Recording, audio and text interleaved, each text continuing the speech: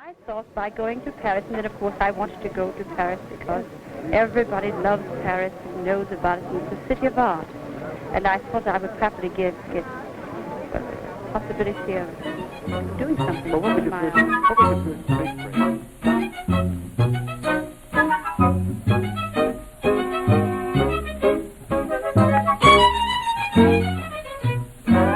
Ne me demandez pas si j'aime la grâce, ne me demandez pas si j'aime Paris. Autant demander à l'oiseau dans l'espace s'il aime le ciel ou s'il aime son nid. Many stars have been mentored by France, and many have called this country home. One woman, Josephine Baker, immigrated from America to France in the 1920s in search of a better life.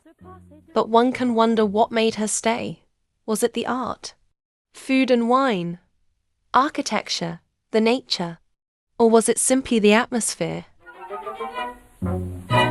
Paris, Paris, Paris, c'est sur la terre un coin de paradis. Paris, Paris, Paris. Movies and television have been inspired by French culture. Netflix's Emily in Paris highlights Paris's most fashionable locations, while Woody Allen's Midnight in Paris captures the emotional senses one can feel in the city. But Paris is not the only city France is known for. The Impressionists flocked to a village near Normandy for its natural landscape, and history lingers throughout the country. In France, art is not confined to the canvas. It's woven into nature, into stone, into place.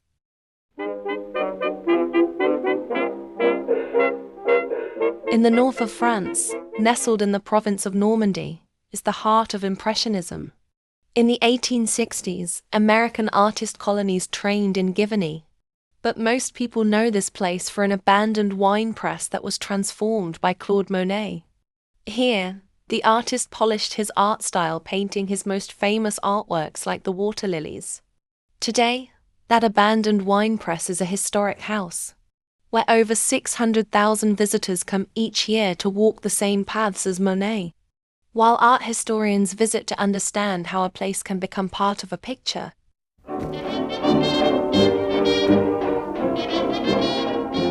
back in Paris, the Père Lachaise Cemetery is the world's largest open-air museum, with well-curated memorials and monuments for stars, politicians, journalists, and everyday Parisians. It is the final resting place for few of the world's most influential figures, the most notable from me being Georges Méliès, the father of cinematic effects and director of the 1902 film, A Trip to the Moon. Père Lachaise translates to the chair-father from Father François de Lachaise. La chaise means the chair, referencing his position in the royal court. At this cemetery, memories of the lives of those who have inspired us are preserved and put on display for us to connect with them. Our final stop is the city Bordeaux, France. This city is an ancient tapestry of stories, and each generation adds a new thread. As a UNESCO World Heritage City with over 350 historic landmarks and a beautiful wine culture, this city is the perfect destination for the cultural tourist. My visit would start at the Grand Théâtre de Bordeaux, a classical-inspired site built in 1780. It now hosts France's national opera. Then to Port Cailhau to experience the historic medieval wonders. Once the main gate to the town, this gate reflects the transition between the medieval world to the Renaissance through its architecture.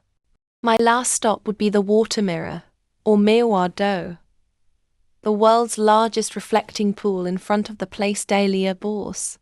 While the Water Mirror is a contemporary World Heritage Site, the 18th century building is the iconic symbol of Bordeaux. While we may wonder what made people stay in France, we can have an idea by looking at the most significant places in this country. The gardens, the architecture, and the intentional display of beauty in France are all reasons for one. These things remind visitors and natives that France is not just a background for selfies, but works of art. These towns and cities are all active participants in the stories people tell and reflections of the lives they live. In France, life slows down. Places are not something you pass through. They capture your attention and hopefully inspire you, teaches you how to live. Paris, Paris, Paris. Madame, c'est votre robe si jolie. Paris, Paris, Paris. C'est votre beau bijou d'un goût exquis. Mais oui, pardi. C'est aussi votre généreux mari. Mais oui, Paris, c'est votre boucle blonde, quand c'est le mieux du monde, coiffé avec fantaisie. Mais oui, Paris, c'est votre beau sourire, c'est tout ce qu'on désire, tout cela, mais c'est Paris.